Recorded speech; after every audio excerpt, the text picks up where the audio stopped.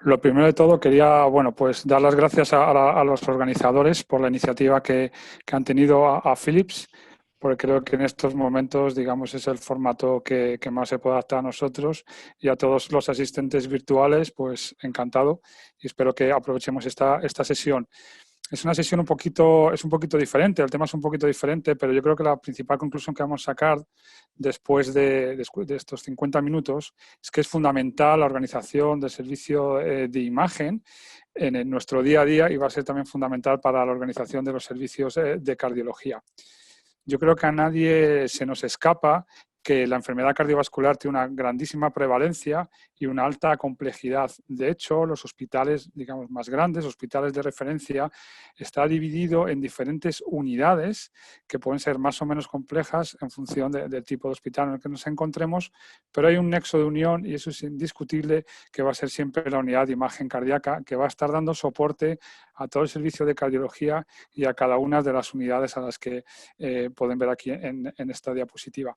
Yo creo que es muy importante tener en cuenta que en el servicio de cardiología, quitarnos esta idea de la cabeza es muy importante, que básicamente que la clínica esté separada de la imagen cardíaca y del intervencionismo, porque en nuestro día a día nosotros sabemos que esto no es así. Esta es la foto con la que nos tenemos que quedar. De hecho, la clínica está unida, por supuesto, a la imagen, al intervencionismo, de tal forma que la imagen hace realmente de un nexo de unión entre todo el servicio de cardiología. Para ser capaz de convertirte en este punto de encuentro, de conexión con el resto del servicio, es fundamental un sistema de gestión, que es lo que vamos a dedicar nuestro tiempo durante esta presentación. Son tres ideas que quería transmitir. Voy a hablar un poco de la evolución, de cómo han sido de las unidades de imagen cardíaca en las últimas décadas y cómo en el punto en el que nos encontramos hoy vamos a comprobar que el flujo de trabajo en un servicio de cardiología está basado en la organización que parte de la unidad de imagen y luego finalmente pues unas pinceladas de lo que nos podemos encontrar en el futuro muy brevemente en la unidad de imagen y cómo va a seguir cambiando nuestra forma de trabajar día a día. Fijaros, básicamente en las últimas décadas del siglo pasado se empezaron a desarrollar los laboratorios de ecocardiografía, se llamaban así, laboratorios de ecocardiografía, con la ecocardiografía, digamos, convencional, y esto ha ido cambiando durante la última década del siglo pasado y las primeras décadas de este siglo, y básicamente por varios motivos. La ecocardiografía se ha ido complicando un poquito más, tenemos nuevas técnicas mucho más sofisticadas, y dentro de nuestra unidad de imagen cardíaca, que ya no llamamos laboratorio de imagen, sino unidad de imagen cardíaca, esto viene dado fundamentalmente porque integramos técnicas como es el cardiotac y la cardioresonancia y aparte otras técnicas híbridas que están entrando en la práctica clínica diaria. Por eso es muy importante, yo creo que todos lo tenemos claro, esta migración a esta unidad de imagen cardíaca. Esta adaptación, digamos, de la imagen cardíaca ha tenido que ver muchísimo los sistemas de gestión de imágenes, que se han tenido que ir adaptando también a esta realidad para ir dándonos poco a poco este soporte que necesitamos nosotros en nuestro día a día. Esta es la foto que nos encontramos en una unidad de imagen, una unidad de técnica de imagen no invasivas en nuestro día a día. Esas son las técnicas que nosotros tenemos que organizar. Tenemos una responsabilidad, y eso está muy claro, tenemos que hacer un uso muy razonable, muy exacto de cada una de las técnicas y en qué escenario clínico tenemos que utilizarlas. Aquí podemos ver, si vemos aquí la complejidad de la técnica en relación con la complejidad de la patología cardiovascular. Lógicamente, si la complejidad de la cardiología a priori cardiovascular pues está en un nivel inferior, utilizaremos una técnica relativamente sencilla, muy accesible a todo el mundo. Según se vaya complicando la patología cardiovascular, iremos navegando por la ecocardiografía básica, la ecocardiografía avanzada y la imagen cardíaca avanzada, que es el TAC y la resonancia. Por poner un ejemplo, si un paciente tiene una valvulopatía, es un paciente relativamente complejo desde el punto de vista de la imagen, pues a todos nos gustaría tener una ecocardiografía avanzada que nos permita tomar una gran cantidad de medidas y con eso unas decisiones muchísimo más exactas, incluso planificar en el futuro un intervencionismo.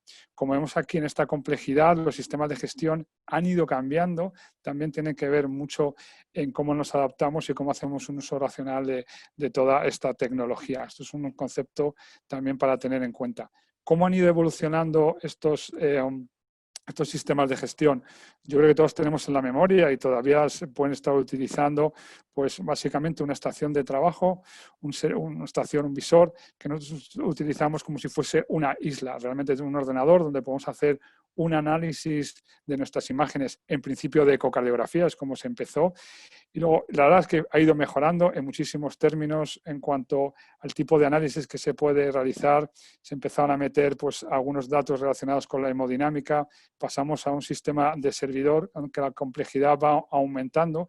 Pero la pregunta es dónde nos encontramos hoy en día, y básicamente donde nos hemos encontrado es aquí, adaptándonos a la situación actual, al mundo real, ¿no? Básicamente los servidores ya son servidores multimodalidad, por lo tanto la palabra multimodalidad ya tiene que estar en nuestro lenguaje. Tenemos que hablar de unidades de imagen cardiovascular multimodalidad, y este servidor nos tiene que dar la capacidad de poder gestionar toda esta información que, como veremos, no solamente se va a quedar las técnicas de imagen, sino que va a suponer un avance más allá, como vemos aquí a continuación, y va a ser fundamental ir metiendo muchísima más información. ¿Qué es lo que queremos nosotros? ¿Qué es lo que queremos en nuestro día a día? Como veremos tanto en la imagen como en el servicio de cardiología, lo queremos todo en un mismo sitio. O sea, es fundamental tener la información en un mismo sitio muy accesible. Hay un concepto también muy importante cuando alguien habla de imagen. Una imagen, por supuesto, es un ecocardiograma, es un TAC, es una resonancia, imágenes del angio, de un cateterismo, pero también puede ser un electrocardiograma, un PDF, por ejemplo, de una ergometría. Esto lo tenemos que tener en cuenta, que es una imagen, se nos escapa un poquito de nuestro día a día, ¿no? Una cosa muy importante que tienen que ser herramientas, como vamos a ver, muy ágiles, y durante las próximas diapositivas vamos a ver, tenemos aquí un timeline que es fundamental básicamente para conectar a los clínicos intervencionistas con el trabajo que hacemos en la unidad de imagen, como vamos a explicar. Este es el laboratorio, esta es la unidad de imagen. Esta mañana, como podéis ver, medio vacía, y todos estamos protegidos por la situación en la que nos encontramos, pero en cada uno de estos ordenadores, que a su vez lógicamente están conectados con el resto del hospital, pues cada uno de los compañeros que están aquí pueden estar analizando ecocardiografía tridimensional, compañero al lado está analizando el TAC o estar analizando una resonancia. En cada uno de los pacientes nosotros vamos a ver la cantidad de pruebas que se han ido haciendo, lo que estamos, como he dicho anteriormente, en el timeline, de tal forma que si nos toca analizar un eco, vamos a tener ese eco, podemos comparar varios ecos. Si ese mismo paciente tiene una resonancia, pues puedo analizar esta resonancia. Esta capacidad que tenemos dentro de la unidad de imagen, quizás lo más interesante es ese escapa, ¿no?, de la unidad de imagen, y nos permite tener una solución global de servicio de cardiología. Es decir, nosotros vamos a utilizarlo, por supuesto, para hacer un diagnóstico, pero nos va a permitir, si lo trasladamos al servicio de cardiología, por ejemplo, hacer una planificación del intervencionismo. Esto lo podemos hacer, podemos interactuar con los hemodinamistas, con el cirujano cardíaco y con los cuidados intensivos, por ejemplo. Una cosa muy importante es que el timeline que nosotros hemos creado, yo siempre lo digo, está vivo. Esto significa que se va a ir adaptando a las necesidades que nosotros vamos a tener, de tal forma, si por ejemplo electrofisiología, intervencionismo necesitan alguna cosa más, por ejemplo, tener aquí los electrodos, los van a tener, con lo cual, poco a poco, toda la información del servicio de cardiología lo vamos a tener de una forma en la que la vamos a compartir de una forma muy, muy sencilla. Por poneros algunos ejemplos, a todo el mundo le gusta, pues cuando llega a trabajar, lógicamente, pues colocar su mesa de una determinada forma. A mí, por ejemplo, tenemos la posibilidad con este servidor, pues para hacerlo como nosotros un poco nos guste. Por ejemplo, yo todas las mañanas cuando abro mi ordenador y entro en mi servidor, pues ya tengo básicamente personalizado qué es lo que quiero ver. Pues yo normalmente quiero ver los ecos de los 2 últimos días que están ligados a mí, y esto lo podemos modificar, y cada uno de los compañeros pondrá aquí su nombre y automáticamente lo abrirá como él considera necesario. Luego nos podemos ir a otros de aquí, pues para ver listas de trabajo de todo el servicio de ecocardiografía, podemos ver resonancia, podemos verlo absolutamente todos. Y un segundo ejemplo, que esto es algo que hemos implementado hace relativamente poco, en una de las casillas que vemos aquí tenemos pues comentarios del estudio. Una de las cosas que nos planteamos, nosotros somos un hospital que intentamos hacer investigación. Empezamos con un estudio de estenosis aórtica en el que queremos reclutar a los pacientes, tenemos que sacar sangre para estudiar la proteómica.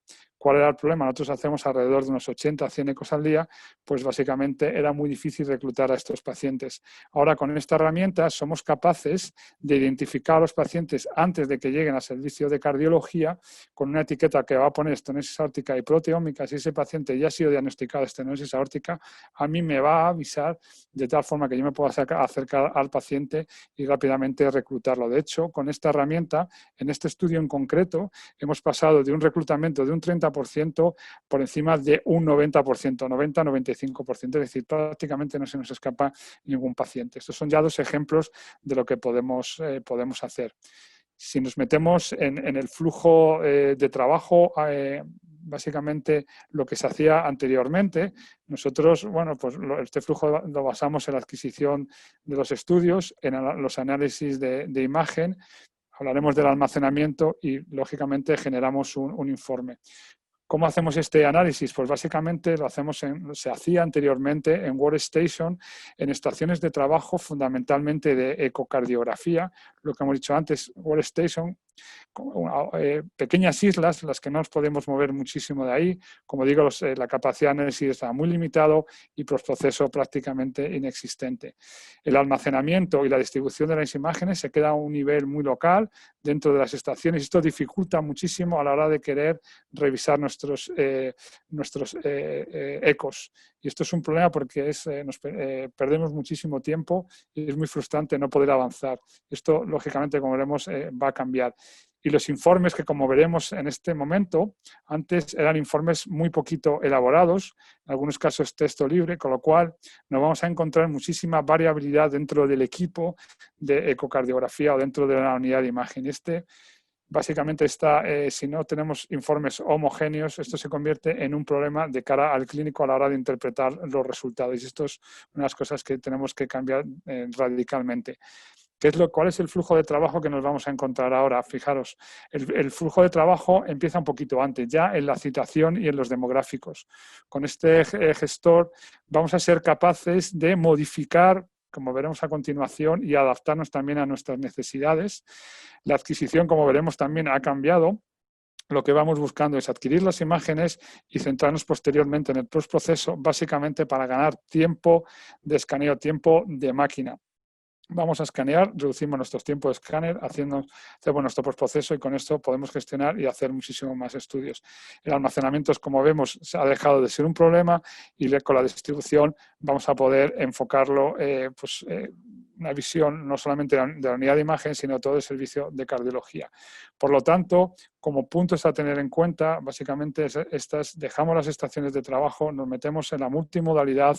La multimodalidad nos va a permitir estos sistemas de gestión, en función de las necesidades que tengamos en el día, ir implementándolas, es escalonado. El almacenamiento es muy ágil, deja de ser un problema. El timeline que hemos visto a continuación y que lo volveremos a ver es clave para realizar sesiones, establecer contacto con los cirujanos con hemodinámica, va a ser un poquito la forma, como decimos, de comunicarnos. Los informes que vamos a crear los vamos a ver muy fácilmente en este timeline, son fáciles de ver por nosotros y fáciles de ver por nuestros compañeros.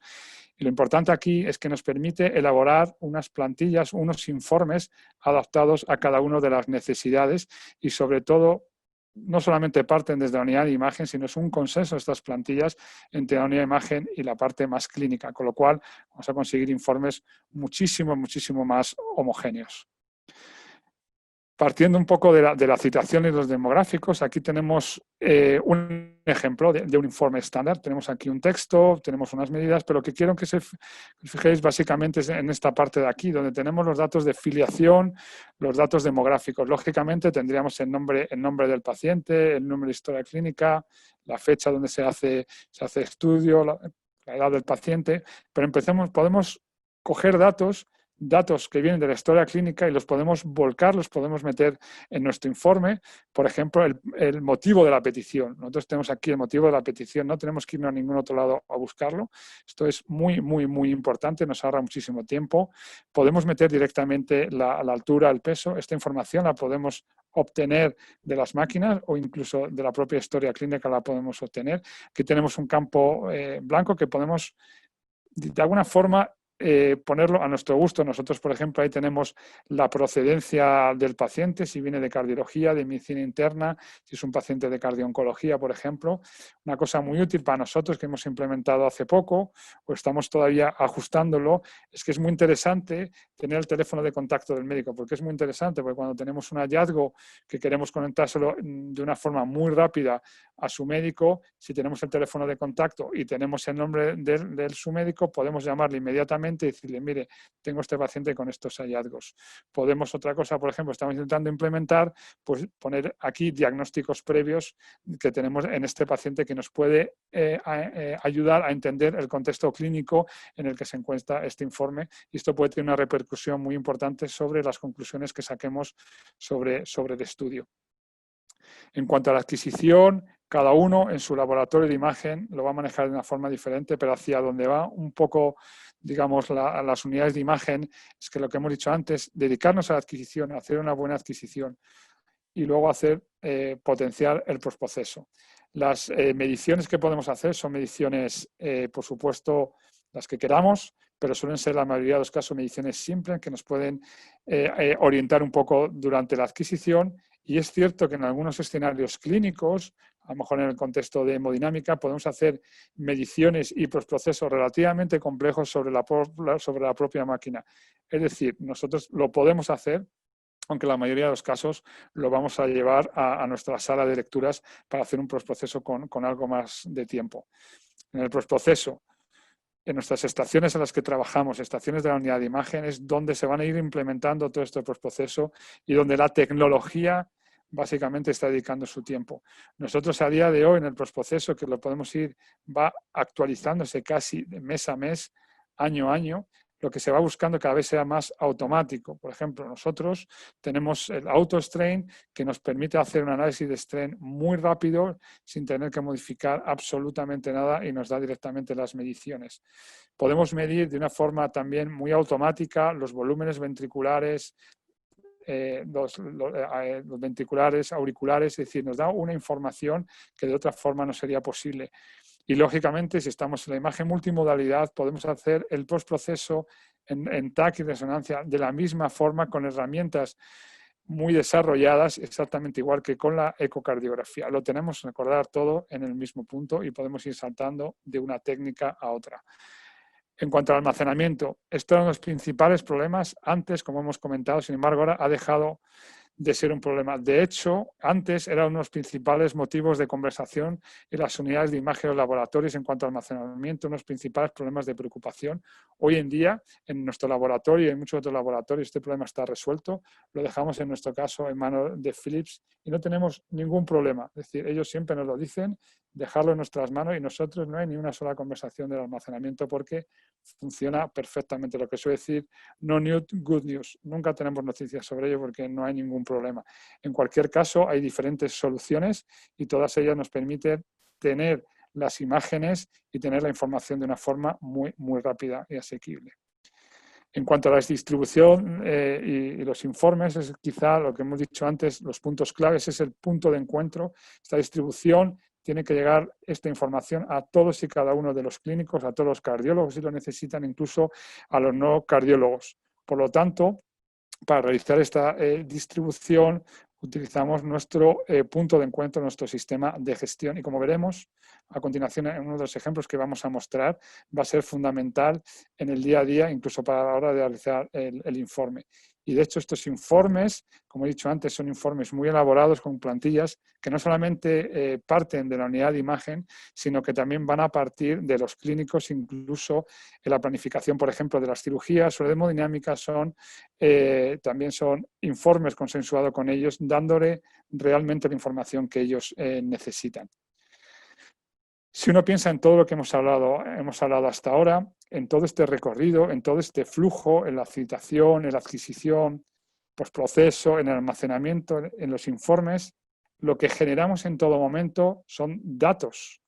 Estos datos son los pilares, tanto los datos como la información. Es una cosa muy importante porque se nos abre una ventana de oportunidad para todos, porque básicamente son los pilares de la medicina académica. No se puede hacer una medicina académica si no tenemos datos bien recogidos. No podemos hacer una investigación si no tenemos estos datos bien, y por supuesto no podemos hacer una buena gestión de nuestra unidad de imagen, nuestro servicio de cardiología. Como dice un buen amigo mío, no se puede mejorar lo que no se puede medir. Y esto es muy importante desde el punto de vista de la gestión. Y luego un mensaje que creo que tenemos que transmitir es que toda esta información, todos estos datos que hemos creado a través de nuestro flujo de trabajo de una forma muy organizada, nos permite compartirlo, nos permite hacer un networking. Y creo que tiene mucho sentido, nos encontramos ahora mismo en medio de la pandemia, en los que compartir más que nunca es vivir. Y es fundamental crear un networking. Y cuantos más datos y mejor elaborados, muchísimo mejor, ¿no? En cualquier situación. Nosotros, basando un poco en esta filosofía, hemos cambiado nuestra unidad de imagen en los últimos años. Llevo 4 años en el Hospital 12 de Octubre coordinando esta unidad. Con estas herramientas cambiamos la filosofía del laboratorio, la filosofía del servicio de cardiología. Nosotros nos ha permitido dar apoyo a programas de asistencia e investigación dentro de la unidad de imagen y crear un programa de asistencia e investigación de ecocardiografía básica, ecocardiografía avanzada, donde tenemos la ecocardiografía 3D, las técnicas de deformación, cardiopatía estructural, desarrollar un eco que da apoyo, como veremos a continuación, a diferentes unidades clínicas. Podemos y estamos haciendo un desarrollo muy rápido del TAC y de la resonancia cardíaca, para nosotros es fundamental. Hemos creado programas de docencia, para nosotros esto es lo que no tenemos la joya de la corona, que es básicamente el programa de fellows. Podemos hacer un programa de fellowship, va a venir el fellow, va a tener toda la tecnología, toda la información y va a tener todos los datos para poder hacer investigación. Por supuesto, los residentes, programa de estudiantes, le damos muchísimo valor a los técnicos en este flujo de trabajo, son claves. Podemos hacer cursos en formación, cursos de simulación. Todo esto no sería posible sin tener esta mentalidad y toda esta infraestructura. También, aparte de la formación, asistencia e investigación, lógicamente la gestión. Para nosotros, como hemos dejado antes claro, esto es fundamental y esto es lo que nos hace mejorar día a día. Y lógicamente, como comentaba, estamos dando muchísimo apoyo a otras unidades que ya se habían creado y que lo que hemos hecho es potenciarlas y, bueno, mejorarlas, si se me permite decirlo. Y como veremos, uno de nuestros ejemplos ha sido clave para poder desarrollar la unidad de valvulopatías, está siendo clave para la puesta en marcha de cardiooncología y algún programa de investigación relacionado con la endocarditis. Por lo veis, para nosotros está siendo fundamental. Para que entendáis un poco todos estos conceptos, os voy a mostrar lo que nosotros hemos hecho, lo que se llama las consultas de alta resolución. Consultas de alta resolución para nosotros son las consultas de cardiología, la que aparte, lógicamente, de hacer un electrocardiograma, pues tenemos un ecocardiograma dentro de la consulta y podemos resolver el problema del paciente en esa misma consulta. Nos ha permitido desarrollar hace 2 años una de las unidades de valvulopatías con más información en Europa y nos ha permitido desarrollar la ecocardioscopia Focus desde hace 1 año y medio aproximadamente. Estos son los ejemplos que os quería mostrar. Esta es una fotografía de nuestro laboratorio de imagen. Es el laboratorio de ecocardiografía del 12 de octubre, es un poquito diferente a la estructura. Nosotros aproximadamente pues haremos unos 25.000, 30.000 ecos al año más o menos, por ahí anda la cosa, vamos creciendo. Parte de estos ecos que hacemos son los ecos que hacemos en las consultas de alta resolución. Las consultas de alta resolución está hecha por cardiólogos que no son expertos en ecocardiografía, son cardiólogos clínicos y tienen que realizar un eco. Son pacientes, nos van a llegar pacientes fundamentalmente de atención primaria y de medicina interna con disnea, dolor torácico, despistaje de palpitaciones, soplos y pacientes con antecedentes de factores de riesgo. Este es el contexto en el que nos movemos. Luego, si nos vamos al laboratorio de ecocardiografía, también está dividido un poquito en 2. Damos soporte a las unidades asistenciales que tenemos aquí a nuestra derecha y básicamente son consultas que están realizadas por expertos en hipertensión pulmonar, cardiopatías congénitas, miocardiopatía, trasplante, insuficiencia cardíaca. Nosotros en el mismo día le vamos a hacer ese eco, de tal forma que el clínico va a tener el eco de la unidad de imagen en ese momento. Y gracias a esto, como veremos después, en el punto 2, cómo hemos formado la unidad de valvulopatía, en la que yo también lo coordino. Y luego ya tenemos nuestro laboratorio central, que como todo el mundo hacemos los ecos de cardio, los que no son de cardio, tenemos nuestras pruebas especiales y muy potenciado el eco móvil, la ecocavidad coronaria, las urgencias, el intervencionismo, y voy a destacar luego la ecocardioscopia. ¿Qué hacemos en los pacientes, como hemos dicho, de alta resolución? Porque ¿cómo es el flujo de trabajo? Esto quizás es lo más interesante. En este flujo de trabajo que realizamos, trabajamos con lista de trabajo. ¿Esto qué significa? Pues que todos los datos demográficos, como hemos visto anteriormente, vamos a tener la capacidad de volcarlos en nuestro informe y utilizarlo para nuestras estadísticas. Lógicamente, la adquisición es un poquito diferente. Son cardiólogos clínicos, no son expertos en ecocardiografía, van a ser en principio ecocardiogramas, de hecho no de gama alta, sino de gama media, que creemos que es suficiente, y van a hacer un protocolo de adquisición corto. Y lógicamente estas mediciones las van a hacer directamente sobre la máquina. El postproceso que existe realmente es escaso, quizás si tienen alguna duda, lo suelen comentar con nosotros, y poco a poco sí es cierto que vamos intentando introducir algunas máquinas en las que hace un postproceso automático.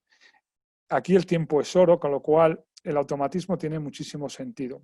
A día de hoy, la mayoría de las máquinas que tenemos, como digo, son de gama media, que no las tenemos, pero poco a poco iremos implementándolo. En cuanto a la gestión de imágenes, por supuesto, todos estos estudios que se realizan los vamos a tener en nuestro gestor, y los informes que realizan nuestros compañeros clínicos al realizar sus ecos son diseñados por la unidad de imagen. Les damos soporte, de tal forma que van a tener estandarizados todas las mediciones y todo lo que escriban en su informe. Esto es muy, muy importante.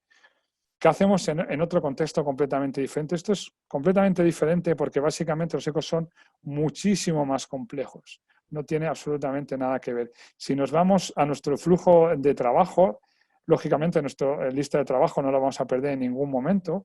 Va a ser un protocolo muchísimo más largo, en el que prácticamente no hacemos mediciones, simplemente alguna para orientarnos cómo escanear ese paciente, pero básicamente hacemos muy poquitas.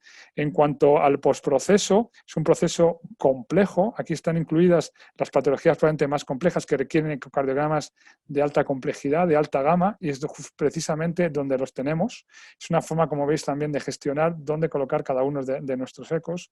Lógicamente, vamos a tener nuestra gestión de imágenes, más que nunca lo vamos a necesitar, y los informes, como comentaba antes, van a ser informes diseñados, consensuados con la unidad de imagen y con la unidad clínica. Es decir, por ejemplo, en la unidad de miocardiopatía, ellos pues quieren que cuando tenemos un paciente de hipertrofia, pues que le describamos la hipertrofia de una forma determinada, porque para él es fundamental para sus diferentes escalas de riesgo. Pues eso lo diseñó nuestro compañero que se dedica a las miocardiopatías, y nosotros lo implementamos. Una idea que tienes que tener en cuenta, según van saliendo las guías, más información, nuestros informes estamos constantemente cambiando. De hecho, los solemos cambiar, solemos evolucionar aproximadamente cada 2 o 3 meses. Van evolucionando nuestras plantillas. Pasando a la unidad de valvulopatías, para mí, que sería, perdonad, el punto número 2, es el que tenemos aquí.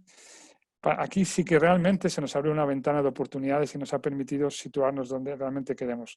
Para que entendáis esta oportunidad que tenemos, estas son las guías del año 2017, las guías europeas de valvulopatías, que dan un mensaje que es muy parecido a lo que estamos hablando aquí, aunque no lo parece.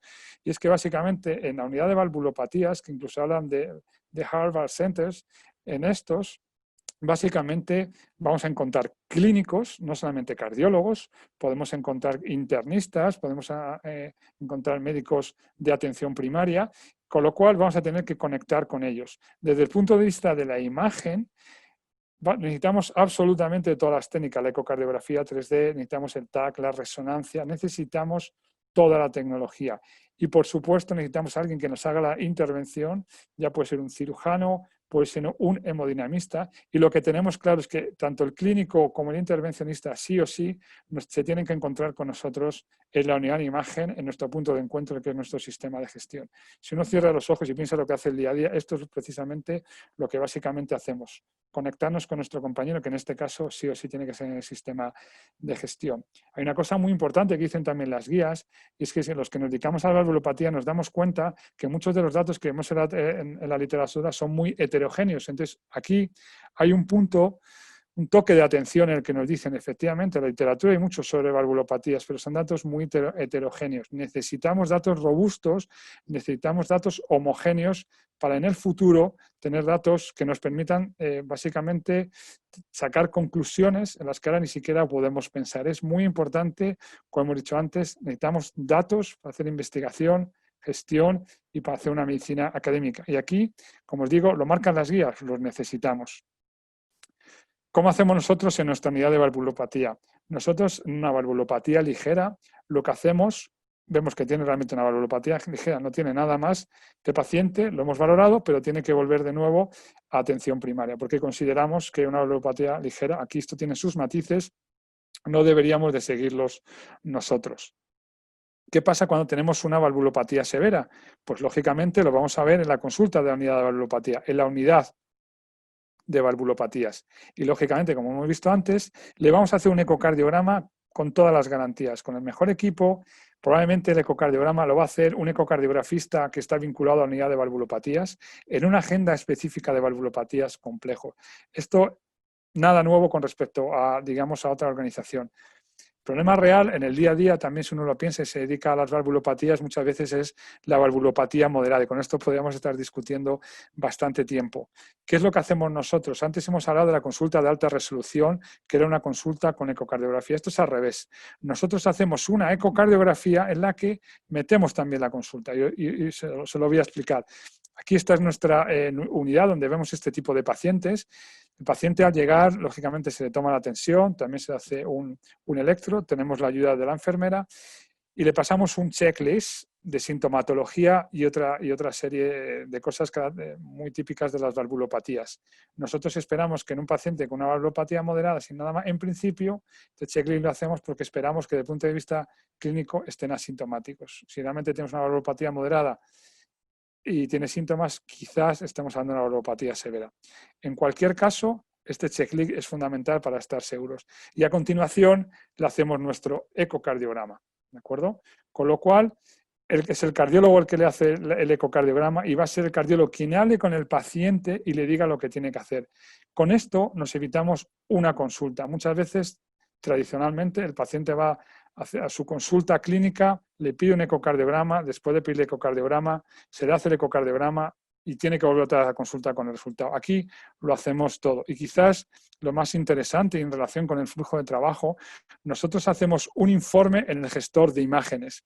No lo hacemos en nuestra historia clínica, lo hacemos todo en nuestro gestor. Hacemos una valoración clínica y ecocardiográfica dentro del programa de valvular y ortopatía simple.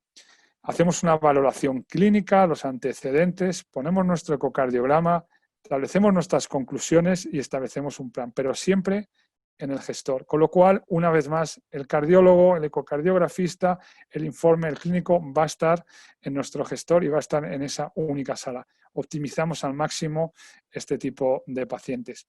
Y una pregunta que os estaréis haciendo, lógicamente, es verdad, nosotros tenemos muchísimos pacientes valvulares que aparte de una valvulopatía tienen insuficiencia cardíaca, tienen cardiopatía isquémica, fundamentalmente en el contexto de insuficiencia mitral funcional isquémica, cardiopatías congénitas, pacientes tienen hipertensión pulmonar. ¿Qué hacemos con estos pacientes que tienen todo esto? Pues lógicamente lo que tenemos que hacer, no tenemos que irnos a nuestro punto de encuentro con nuestros compañeros clínicos de estas unidades. Nos vamos a nuestra gestión de imágenes y aquí es donde montamos nuestras sesiones, pueden ser virtuales o son presenciales. Es aquí donde tomamos las decisiones en conjunto, es aquí en nuestro timeline donde nos vamos a encontrar de nuevo en nuestro día a día.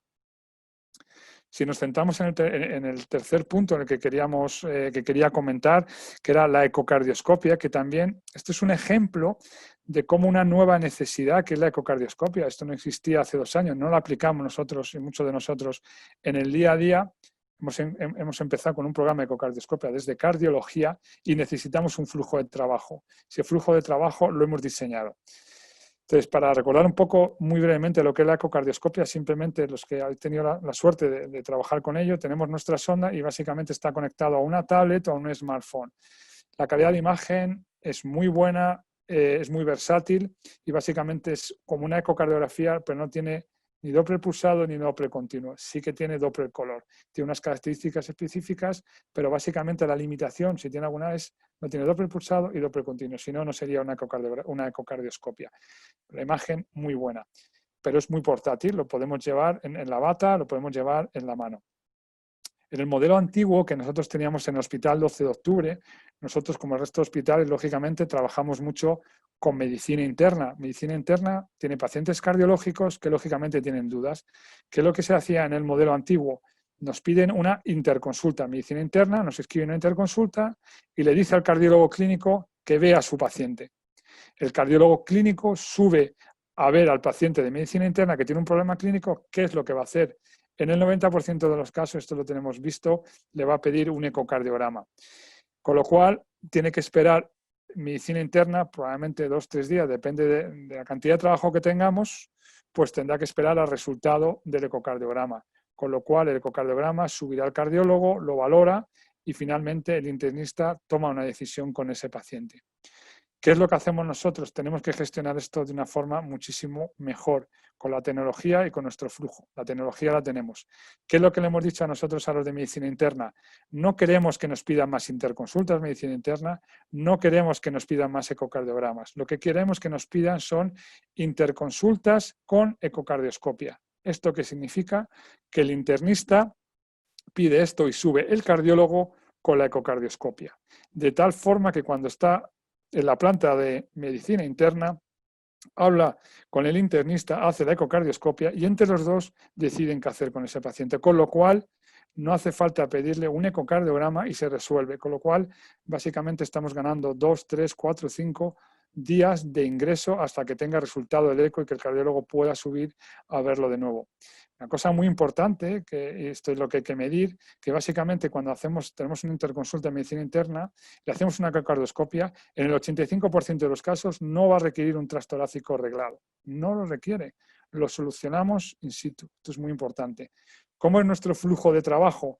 Nuestro flujo de trabajo, seguimos teniendo nuestra lista de trabajo. En cuanto a la adquisición, lógicamente son protocolos, porque así te lo piden esta máquina y no tendría mucho sentido que fuera de otra forma, son protocolos cortos. Sí que es cierto que podemos hacer ciertas mediciones que van implementando poco a poco. No hacemos postproceso porque no tendría sentido estar delante del internista y hacerlo, si no le pediríamos un ecotrastorácico normal. Muy importante que son imágenes que van a estar en nuestro gestor de imágenes, las podemos ver en cardiología, en la unidad de imagen, la pueden ver los internistas, la pueden ver el resto del hospital. Y los informes son diseñados por la unidad de imagen, siempre consensuado, como es lógico, con los clínicos. Como lo veis, es digamos, un flujo de trabajo que se ha adaptado a las necesidades clínicas que tenemos hoy en día. Por lo tanto, esto no cambia. Y ya para terminar, yo creo que nos va a sobrar tiempo de discusión, simplemente 2 puntualizaciones sobre el futuro de la imagen cardiovascular. Hemos visto antes cómo ha ido evolucionando todo en las últimas décadas y básicamente yo creo que todo lo tenemos ya un poquito en la cabeza y yo creo que todos empezamos a ver muchísimas cosas, pero quería llamar la atención sobre la impresión 3D. De hecho, tiene que ver muchísimo con el postproceso. Básicamente tenemos la impresión 3D, se sale la imagen de la pantalla, la vamos a tenerlas en nuestras manos. Ya hay departamentos en diferentes hospitales, tenemos departamentos de radiología y tenemos departamentos ya de impresión 3D. Eso ya empieza a existir, no solamente lógicamente en cardiología, sino en otros ámbitos de la medicina. La realidad virtual, que estamos buscando para qué podemos utilizar la realidad virtual, nosotros ya le estamos dando vuelta.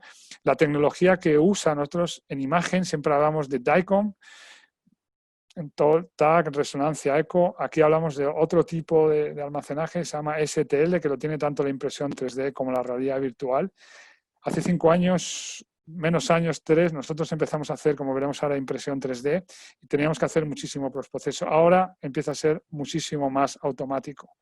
Y, por supuesto, todo el mundo habla de la inteligencia artificial, deep learning, redes neuronales. Esto está muy bien, pero hay que saber dónde tienen que estar. Pues, lógicamente, esta inteligencia artificial puede estar en cualquier lado. De hecho, la inteligencia artificial ya empieza a aplicarse en ecocardiografía, pero donde tiene muchísimo sentido es aplicar esta inteligencia artificial a los sistemas de gestión. si gestionamos bien, gracias, y optimizamos con la inteligencia artificial, optimizaremos nuestro trabajo. Esto es lo que estamos haciendo nosotros ya desde hace aproximadamente 4 años. Podéis preguntar, y hay muchísimo en la literatura. Nosotros estos 4 años lo que hemos hecho básicamente es aprender para estar bien situados para que en el futuro esta tecnología se empiece a implementar en la práctica clínica. ¿Y qué estamos haciendo? Pues lógicamente imprimiendo 3D, aprendiendo cómo se manejan, haciendo nuestro proceso, que como os digo está muchísimo más fácil. Estamos aprendiendo a imprimir corazones, los estamos utilizando para los alumnos. Aquí, por ejemplo, en este caso, queríamos ver una orejuela, cómo es el tamaño de esa orejuela con los cierres de orejuela. Probamos diferentes materiales y estamos investigando de tal forma que cuando lo podamos utilizar en el día a día estemos completamente preparados. ¿Y qué hacemos con la realidad virtual? Fijaros, este soy yo en el laboratorio de hemodinámica. Grabamos un procedimiento en realidad virtual, nos llevó a grabarlo bastante tiempo y lo utilizamos para docencia. Básicamente, mucha gente viene a rotar con nosotros para ver cómo hacemos los diferentes procedimientos. Lo grabamos en realidad virtual, una realidad virtual interactiva. Te pones las gafas, puedes interactuar conmigo, podemos ver los diferentes menús, ampliar qué es lo que está haciendo el hemodinamista. Realmente es una herramienta increíble para la docencia y parte todo de los datos que adquirimos de las imágenes, ¿no? Quedaros con ello porque creo que va a ser el futuro. Nada más, simplemente daros las gracias una vez más. Este es mi email del Hospital 12 de Octubre. Estaré más que contento de que os pongáis en contacto conmigo para cualquier duda que tengáis. Y nada, obrigado y espero vuestras preguntas. Muchísimas gracias. Gracias, doctor Jorge. Muy interesante. Yo incluso aprendí mucho con la charla. Bueno, antes, yo tengo una pregunta desde mi lado, antes de abrirla para el público. En España, tú sabes, aquí en Brasil y en muchos países de Latinoamérica, no tenemos el técnico de la ecocardiografía, ¿no? Entonces, el propio médico, cardiólogo, que hace la adquisición y después hace los informes y las análisis, ¿no? En España, ¿existe la persona como técnico o son los médicos también que hacen la adquisición? Y la segunda pregunta relacionada, ¿cómo separamos, no? ¿Qué recomiendas de hacer medidas en equipo y medidas para hacer en la situación off-card, de post-proceso, ¿no? Solamente en líneas generales. Vale. ¿Sí? A la primera es muy buena pregunta. Pocos hospitales en España tienen técnicos. Hay 2 o 3 hospitales de referencia. Uno de ellos, de donde surgió, es el Hospital Gregorio Marañón. Yo tuve la suerte de trabajar durante 3 años. En España la escuela parte realmente de allí. Yo me formé en Estados Unidos, en el Hospital Mass General, que ya tenían técnicos, con lo cual, cuando vine al 12 de octubre, yo tenía clarísimo que íbamos a necesitar técnicos. De hecho, cuando llegué había 2 técnicos que realmente eran enfermeras que hacían de técnicos. A día de hoy tenemos 7 técnicos y vamos a llegar a un 8º. Para nosotros nos cambia completamente. Básicamente hacemos muchísimos más ecos. Y una cosa muy importante, porque podemos estar discutiendo, hay gente que está a favor, gente que está en contra, compañeros que están en otros hospitales que no consideran que no tiene que estar el técnico, básicamente porque somos cardiólogos y nosotros podemos dar, digamos, de alguna forma ese punto de cardiología. Lo importante es que esto lo ligo un poco con estos sistemas de gestión. El técnico tiene muchísimo valor porque adquiere las imágenes muy bien, de una forma muy sistemática. Y luego el proceso cada vez es más automático, con lo cual ellos lo manejan muy bien. Y aquí viene lo importante, es que ellos nos hacen el informe, pero es un informe muy estructurado. Y ese informe estructurado está realizado por cardiólogos, realizadores de imagen y cardiólogos clínicos. Entonces ellos son capaces de hacer un informe donde meten sus datos muy estructurados y muy elaborados, porque ese trabajo nosotros lo hemos hecho ya. Yo entiendo a lo mejor a alguien que le dé un poquito más de reparo que los técnicos trabajen en laboratorio, porque a lo mejor si tienen que hacer ellos el informe desde el principio, pues a lo mejor dicen, yo hago mucho mejor el informe que ellos, ¿no? En cualquier caso, igual que estamos evolucionando las técnicas, está evolucionando también el papel de los técnicos dentro del laboratorio. Y diré una cosa más, en nuestro laboratorio hicimos un estudio, el 70% de los ecos los hacen los técnicos y no son solamente ecos simples, hacen la mayoría de los ecos complejos. Una cosa muy importante, que si ellos tienen alguna duda, lógicamente van a levantar la mano y nosotros vamos a estar allí para ayudarles.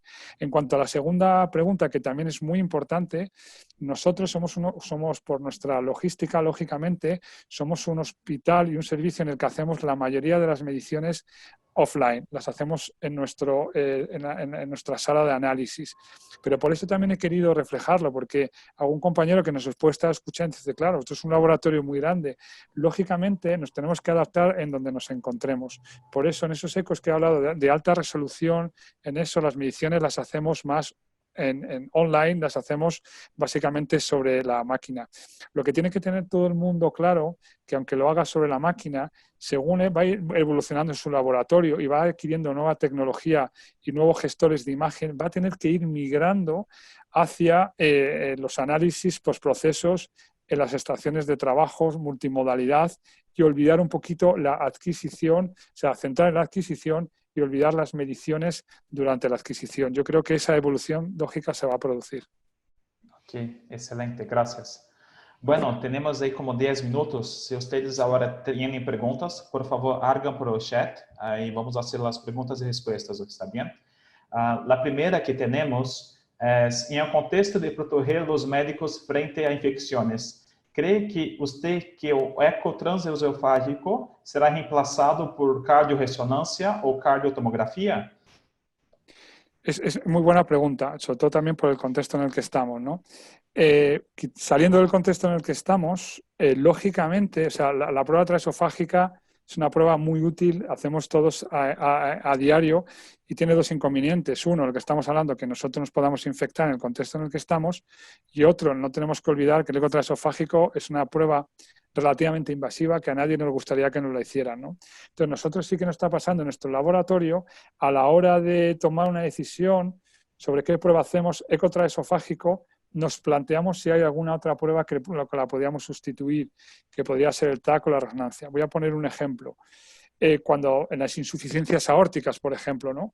Muchas veces, tradicionalmente, hacemos un eco transesofágico, queremos ver la morfología de la válvula, graduar la insuficiencia aórtica. En este contexto, muchas veces nosotros estamos empezando a pedir resonancia cardíaca, porque evitamos un poco el trauma al paciente, podemos ver mejor el ventrículo izquierdo, caracterizarlo y ver el trayecto aórtico. Es decir, transesofágico está aquí para quedarse con nosotros, pero poco a poco el TAC y la resonancia, lógicamente, tendrá muchísimo más que decir. Y también tengo que decir a favor del eco transtorácico, que cada vez vemos muchísimo mejor las estructuras y nos evita algún transesofágico.